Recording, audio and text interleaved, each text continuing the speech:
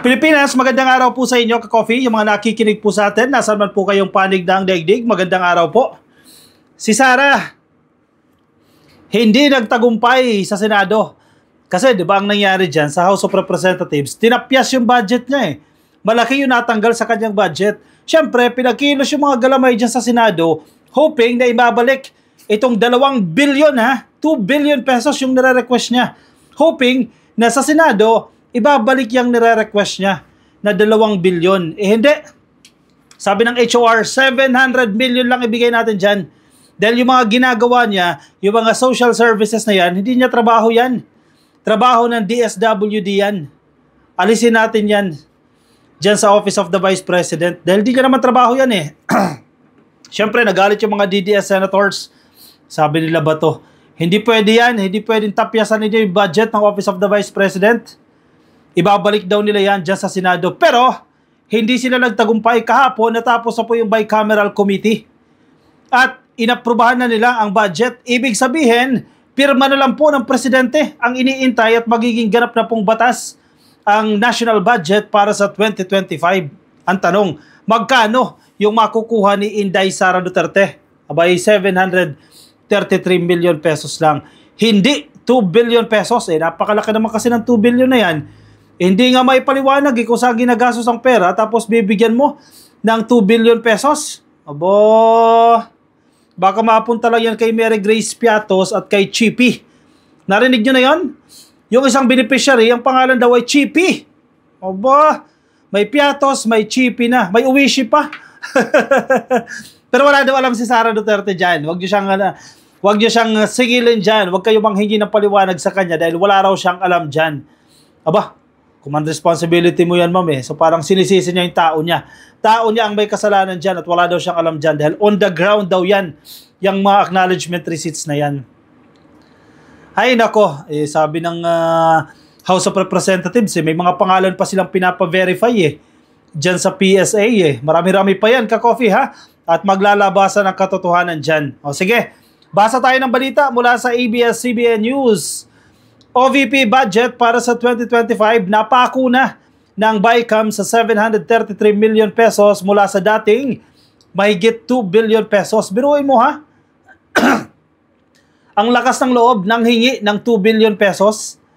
Napako na sa mahigit 700 million na lang ang budget ng Office of the Vice President sa 2025 mula sa dating 2 billion habang nananatili ang ayuda para sa Kapos ang Kita Program o AKAP bilang pantulong sa mahal na presyo ng bilihin. Wala naman ng subsidiya sa gobyerno ang PhilHealth dahil sobra-sobra na umano ang pondo nito. Ayon po sa balita na ito ng ABS-CBN. Ako wala akong problema doon sa PhilHealth, ka-coffee.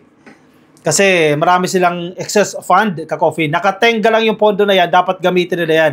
Ibigay nila pang benepisyo sa taong bayan.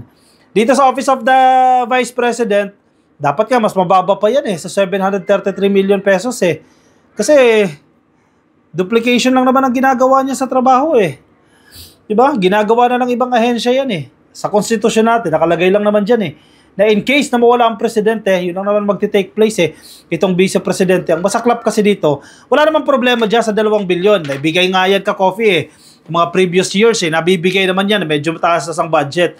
Kung naipapaliwanag lang, ang problema kasi, hindi na ipapaliwanag. Bakit magbibigay ka na magbibigay ng pera na hindi naman ipinapaliwanag kung saan napupunta yan?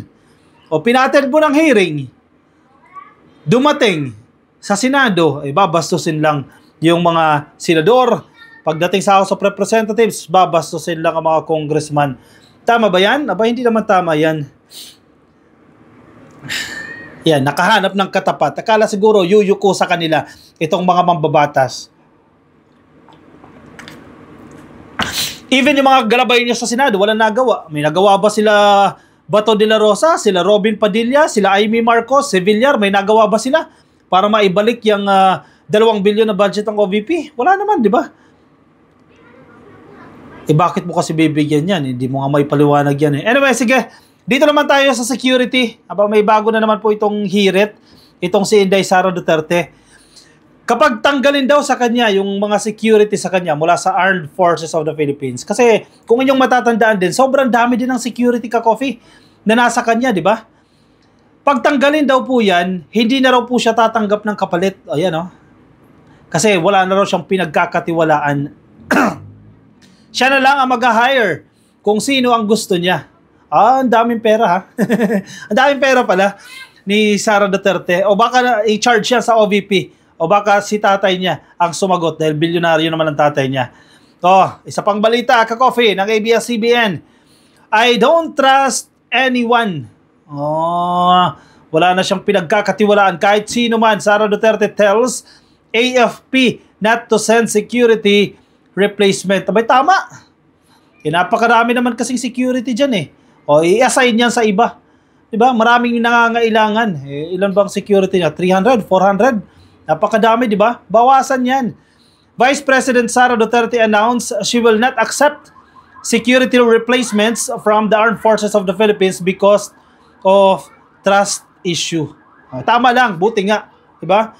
Para mabigay na lang sa iba yan. Kasi sangkaterba naman ang security niya eh. The AFP last announced the planned recall of some of her security personnel announced that members of the Vice Presidential Security and Protection Group of VPSPG would be temporarily replaced with personnel from the AFP and the Philippine National Police. Ayaw niya yan. Hindi na siya nagtitiwala. Mamaya, ang ibigay daw sa kanya dyan mga kakampi ng administrasyon at ipatsugi siya. Ayan. Buti na lang. Para magamit din yung ibang mga sundalo at ibang mga pulis na naka-assign sa kanya sa mas productive na bagay. General Romeo Browner Jr., ang hepe po ng Armed Forces of the Philippines, explained then that the temporary replacements were in response to the alleged assassination threats made by Duterte against the President, First Lady, and House Speaker during the online briefing on November 23. Dapat lang, gastusan niya ang sarili niya. Diba? At huwag i-charge yan sa pera ng taong bayan. Kasi kung i-charge sa pera ng taong bayan yan, lugi na naman tayo dyan dahil sa kaartihan na naman. Tayo pa magbabayad sa security niya. Magkano yung sahod sa security na yan? Diba? Ito pa ha, ka-coffee, ito pa. Huwag mo na kayo malis. Ito pa, kilala niyo tong Lorraine Baduy? Si Lorraine Baduy, of course, kilala niyo yan. Basahin natin ito. Panoorin natin yung video niya. Kasi umaamin siya dito, yung confidential fund daw ay source ng corruption. Correct! At pinatunayan niya ni Sara Duterte. Pakinggan natin, ka-coffee. Nagkakalaglagan na sila dyan. Sabi ni Lorraine Baduy, ang confidential funds ay source ng corruption. Yun na nga. Ini-explain niya. Yun ang nangyari kay Sara Duterte. Doon, kumulimbat sa confidential funds. Na si VP ay, kung medyo mahina ang utak ng VP natin, buti na lang hindi, napakatalino at talagang sumusunod sa batas. At nasabi niya na isiwalat. Narinig niya. Kung mahina-hina yung audio, ulitin ko na lang Sabi ni Lorraine Baduy, buti na lang daw ang BP natin at napakatalino at sumusunod sa batas. Sumusunod sa batas talaga sumusunod sa batas Hindi pa binabastas ang batas. Ano ba to, Lorraine Baduy? Diba alam na ni Franz Castro ngayon na yung seatmate pala niya sa meeting ay asset pala ng gobyerno. At malalaman ni Arjen Brosas, yung mga barangay sa Quezon City, na kailangan pa nilang... Isa pa. Gusto ko yun dun sa unang parte. If they succeed, na si VP ay, kung medyo mahina ang utak ng VP natin, buti na lang hindi, napakatalino at talagang sumusunod sa batas. At nasabi... Napakatalino at sumusunod sa batas. Kung kaya ni Inday ipagtanggol ang sarili niya, hindi matatakot yan pumunta ng NBI. Diba? Sasagutin niya yung mga tanong dyan sa Senado at dyan sa House of Representatives nang walang tulong ng mga senador kung totoo itong sinasabi ni Lorraine Baduy na napakatalino at sumusunod ng batas. Ang dami nga nagtataka bakit naging abogado yan? One more. May isa pa Against Victor, napakahirap talagang kalaban si Inday. Napakahirap niyang kalaban kasi malinis. Ano ginagawa ni Baduy? Baduy, napakahirap daw kalaban ni Inday dahil malinis, napakalinis. Ibig sabihin, joke time lang pala yung findings ng COA. Joke time lang pala yung pag-amin ng mga opisyal ng Department of Education na nakatanggap sila ng suhol mula kay Sara. Joke time lang yan, ha? Dahil napakalinis. Diyos ang tingin ni Baduy kay Sara Duterte. Oh, wait lang, isa pa. Nakakatawa itong mga to eh. Napakahirap talagang kalaban si Inday. Napakahirap niyang kalaban kasi malinis. Yes. Tsaka wala ka talagang mahanap na totoong issue for na impeachable, di ba? So, wala ka na makitang issue na impeachable. Talaga ba? Ibig sabihin, mga basura pala yung mga i-file na impeachment complaints dyan sa House of Representatives. Hindi na valid yan. Mga basura yan. Walang nakikitang totoong issue daw na impeachable laban dito kay Sara Duterte. Sabi ni Baduy. Sabi ni Lorraine Baduy. Talaga ba? Napakalinis daw, ha? Aba, joke time pala yung mga findings. Nag-iimbento sila. Nakikita, nabasa niyo ba yung pag-file ng case ng mga Dilaw against VP impeachment, acting like a brat. Mga ganon, having a tantrum. Katagal-tagal nating Alam mo, yun ang hina-highlight nila, na yung ground down ng impeachment complaint kay Sara ng mga Dilaw ay acting like a brat. Hindi yun. Posibleng isa lang yun, pero that's not the primary argument.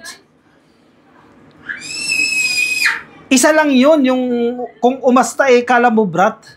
Hindi nila pinag-uusapan, syempre, SM na yan eh. Hindi nila pinag-uusapan yung mga findings ng COA. Hindi nila pinag-uusapan dyan yung mga testimonya ng opisyal ng Department of Education na sinuhulan sila. Hindi nila pinag-uusapan dyan yung mga acknowledgement receipts na peke, na mismong Philippine Statistics Authority nang nagsasabi non-existent, hindi nag-i-exist yung mga tao na yan. Hindi nila pinag-uusapan yan. Ang pinag-uusapan nila, ang hina-highlight nila, yung kapiraso na hindi ko alam kung saan nila nakuha na acting like a brat daw. Eh kung yun lang naman ang argumento mo, wala talagang kakamutin yan. Ayaw nyo kasi pag-usapan yung totoong issue, nililihis ninyo. Siyempre, yung mga DDS na mabubudol ninyo, maniniwala. Kasi yan yung argument nyo. Dahil bulag kayo sa katotohanan, dahil hindi naman kayo nakikinig ng hearing. Napakalinis daw, sabi ni Lorraine. Sabi nyo. Sabi sa narrative ninyo. Pero hindi yan ang totoong narrative at hindi yan ang absolute na narrative. Yung pala, Jasmine, di ba? Tawa kami ng tawa nung nakita natin. Si Paduano yun eh. Impeachment pa rin kay VP Sara Duterte. At kanina nga po, kung matatanda ninyo, ay nagkaroon po ng press conference ang NBI regarding po dito. Tantrum daw. Sa narrative ninyo, pero sa katotohanan, sa totoong buhay, hindi yan yung main ground. Napakarami pang iba. Diba? Dalawa na yung naka-file na impeachment complaint dyan eh. Yung isa malalim-lalim. Yung isa medyo hindi ganoon kalalim. Pero meron pang pangatlo. By next week daw, isasampay ang impeachment complaint sa inyo. Sige, o kung hindi kayo takot dyan, sabi nga ni Sara, welcome yung impeachment complaint. Depensa ninyo si Sara Duterte dyan sa Senado. Magkaalaman talaga kung magaling talaga kayo, di ba? At tingnan natin kung magiging pata sa mga senador sa paghuhukom, sa pagbibigay ng judgment dito sa impeachment trial na magaganap dyan sa Senado sa oras po na gumulong na yan at mapabilis dyan sa HOR at mapasa na yan sa Senado. O siya, sige. Anong masasabi ninyo dyan kay Baduy? I-comment ang inyong opinion, ang inyong reaksyon dyan sa ating comment section para mabasa po yan ang iba natin mga ka-coffee. Yung mga nasa Facebook, pasuyo na lang ka-coffee. Baka di pa po kayo naka-like and follow sa Facebook page. Dyan po sa taas, like and follow. Mga nasa YouTube, click lang po na subscribe dyan sa baba. Subscribe at hit nyo na rin yung notification icon para kayo po i-updated din sa ating mga bagong upload. O siya, ako'y magpapaalam muna. Maraming salamat po sa mga sumama. Ingat po kayo. Nasaan man po kayong panig ng daigdig at ang Kapitayon ka-coffee. Bye-bye.